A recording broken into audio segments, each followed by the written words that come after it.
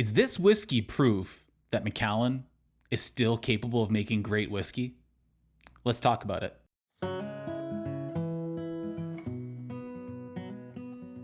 Hey guys, welcome back to Whiskey on the West Coast. My name is Matt, and today we're drinking a Macallan. Now, if you've watched my reviews in the past, you know that I have a very temperamental relationship with Macallan. Well, I have some hope for this Macallan because this one was not bottled by Macallan, but rather an independent bottler named Gordon MacPhail, which actually they're probably my favorite independent bottler. They bring great things into the Canadian market here. And this bottle was actually brought in to the Alberta market in Canada, which is probably the best market for whiskey in this country. A bit about this bottling.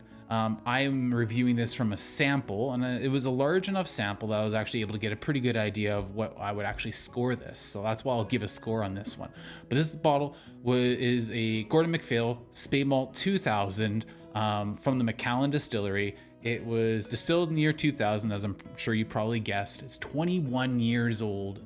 55.5% alcohol. That is cask strength. It's non-chill filtered. It's natural colored. Some of those things that you don't necessarily get from Macallan's own bottlings.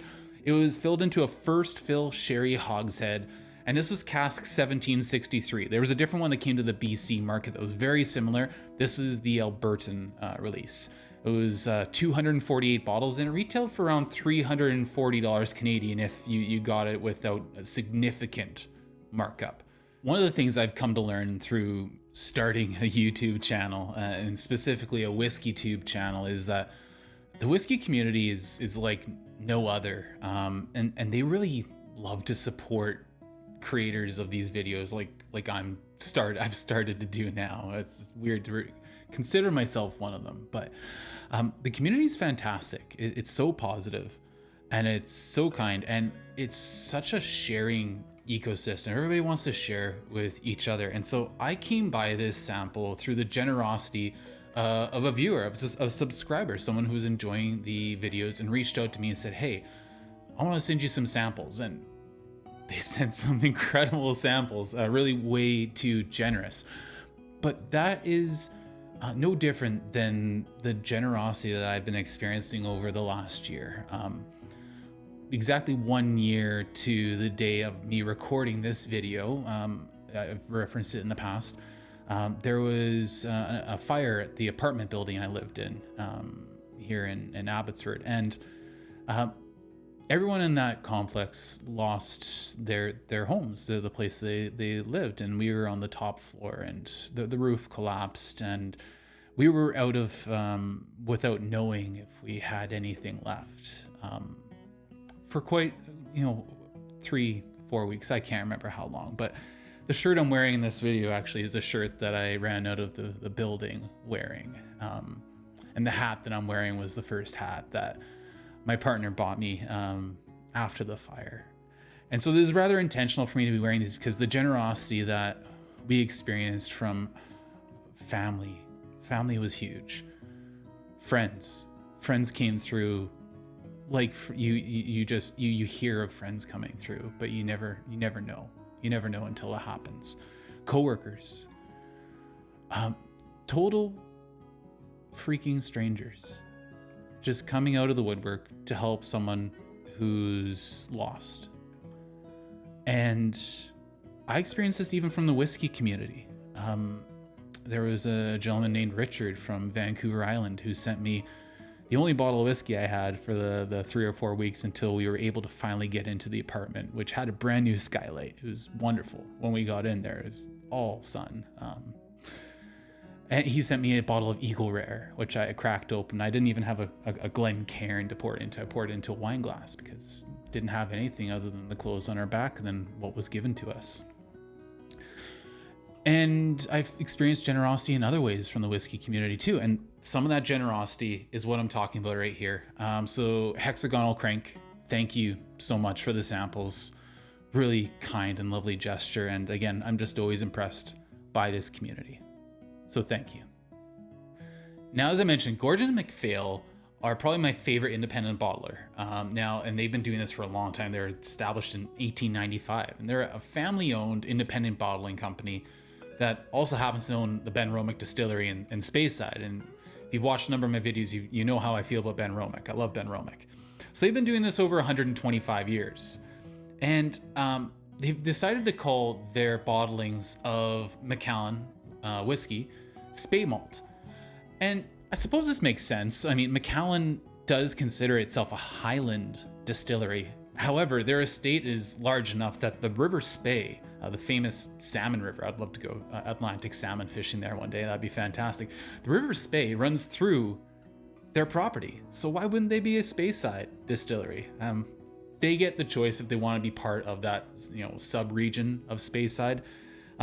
So in this case, though, Gordon MacPhail Speymalt makes sense to me. And one of the things that really makes Gordon MacPhail stand out is their cask policy. Their philosophy is that the wood makes the whiskey. Now, I have a few qualms with that statement because obviously there's a lot of things that make the whiskey. How quick you distill it, the shape of the stills, how long you the fermentation times, the type of washbacks, like whether it's wood, whether it's stainless steel. There's so much type of barley, on and on it goes. However, I cannot disagree with the fact that if you put beautiful distillate into a garbage cask or a subpar cask, you aren't going to get good whiskey out of it. And so I have to cede to Gordon MacPhail that to a certain extent, the wood makes the whiskey. Now, what's really important to understand about Gordon MacPhail's cask policies is that unlike other independent bottlers, they take it another step up. A lot of independent bottlers will recast things into their own wood, but Gordon MacPhail oftentimes provides their own casks to the distilleries at their own specs from their own cooperage to the distilleries like Macallan to be filled from birth. The distillate comes off the still, it gets filled right into Gordon MacPhail's own wood. So there's no reclamation projects here. There's no tired old casks that were really inactive and just did a poor job of helping to mature the spirit that are then recast into something else to try and save it. That's not what Gordon MacPhail does. And again, on this topic of the wood makes the whiskey, if that were the case, would we care that this is a Macallan as opposed to a Glenrothes or a Tamdhu or something else? There still is something to be said about that distillery signature, that distillate. So again, the wood makes the whiskey. I have to agree to a certain standpoint. And again, it's a nice tidy soundbite when it comes to talking about a whiskey. And again, a good chunk of the oxidative aging effects come from the quality of that wood. So make what you will of that. Macallan is quite possibly the most recognizable or famous distillery in Scotland, and its legendary reputation started in 1825.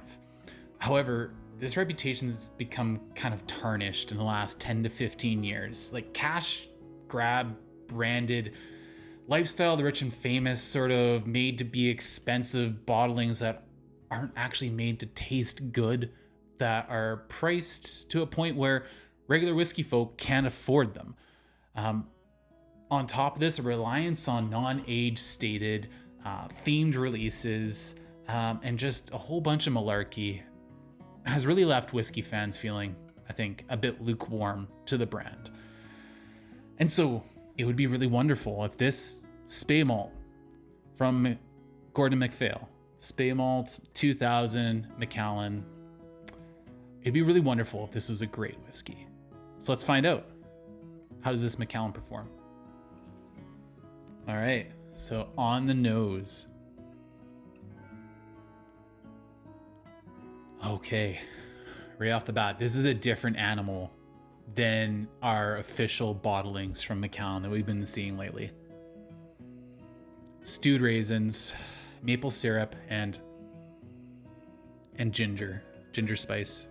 Not the food, not the pop star, not Jerry Halliwell.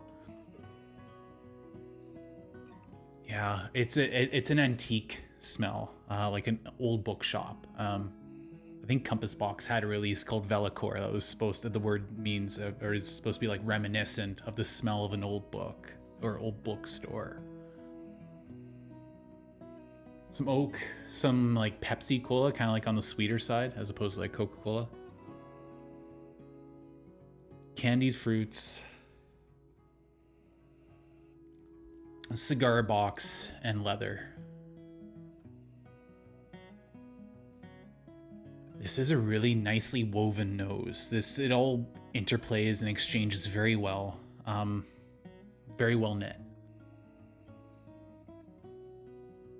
There's like the lightest touch of sassafras, like a root beer sort of note. Citrus oil and like orange zest, so probably more orange than citrus oil. And some like classic fruitcake vibes. There's some chocolate in there, like I guess like Tim Hortons hot chocolate. Not the classiest chocolate, but it's still good. The citrus can kind of play a little bitter too, so most like not grapefruit, but like a blood orange. Yeah, there's nice like interplay between sweet and sour and the lightest touch of like bitterness from that blood orange note. Back to like leather and a fig spread, like some sort of like preserve or marmalade. The nose is wonderful here. I could spend hours on this nose. It's, yeah, phenomenal nose. All right, let's try this palate. Slange.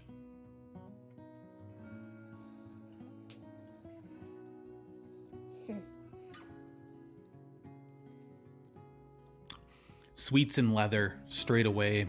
A bit of pepper. Definitely proofed up more than those Macallan triple cask or double cask releases that are bottled at 43%. You can tell this is proofed up.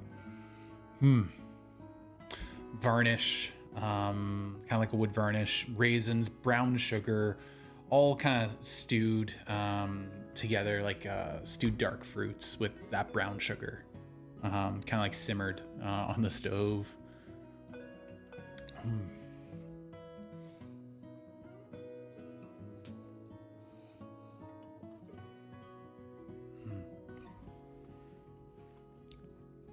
It's great body on this. It's a long chew. It's deep, dark, rich flavors. It's, wow. There's a black cherry note, but not like that White Claw black cherry note. It's not like that like artificial. It's more like Okanagan black cherries, like the dark cherries, and chocolate. Chocolate's overtaking the palate right now. Oh man, that's nice. There's some spice along with those dark fruits now too. And then some oak, and need another sip. I think the nuttiness is starting to show up.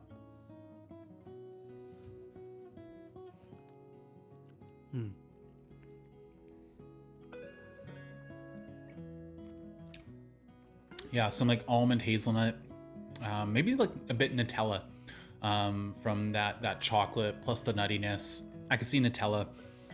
Again, that was like wood varnish, oak vibes.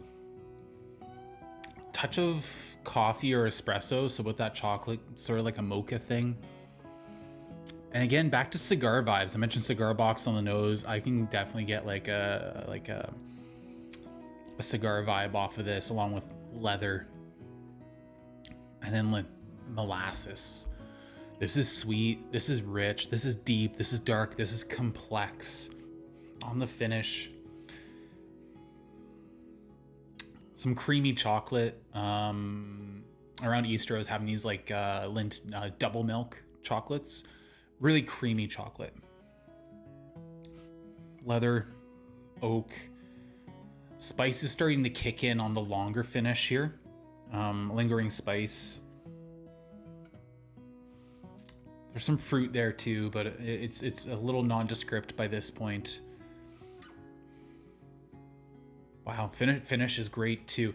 Finish is probably the weakest part of this whiskey, and not saying it's weak at all.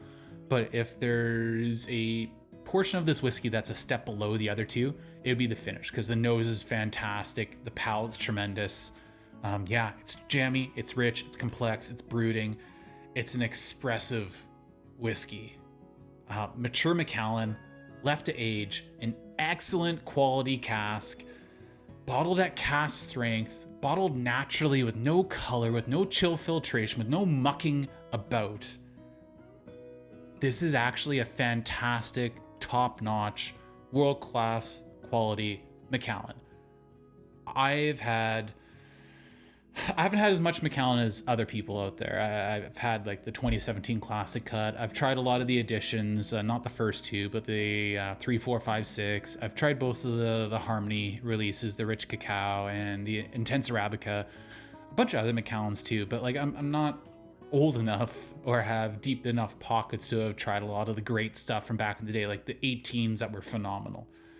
But what I can say is, against double cask, triple cask, all those ones I just mentioned, this is the best Macallan that I've ever had in my life.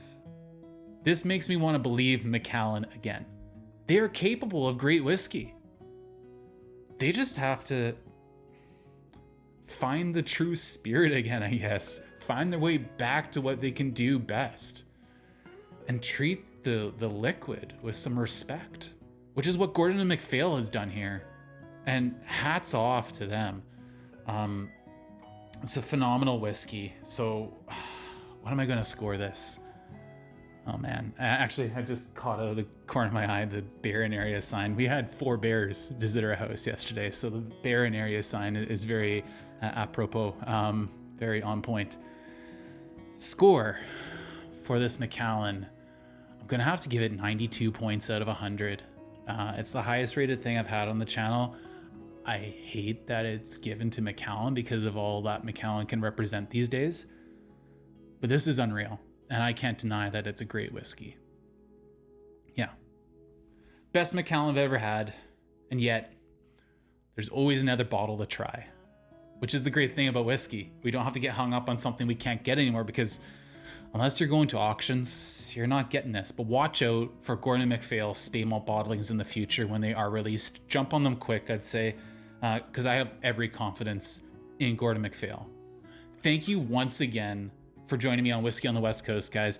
Leave a comment if you have a favorite Macallan, if you have any faith in Macallan anymore. I understand if you don't. I understand if you don't even watch this video because it's a Macallan. I'm hearing that. I'm hearing that feedback from the community. But thank you once again. If you like the video, like, share, subscribe. It all really helps the channel so much. And once again, just thank you for joining me on Whiskey on the West Coast. And thank you, Hexagonal Crank, once again, for this immaculate sample. Until next time, guys, from the West Coast, slunge.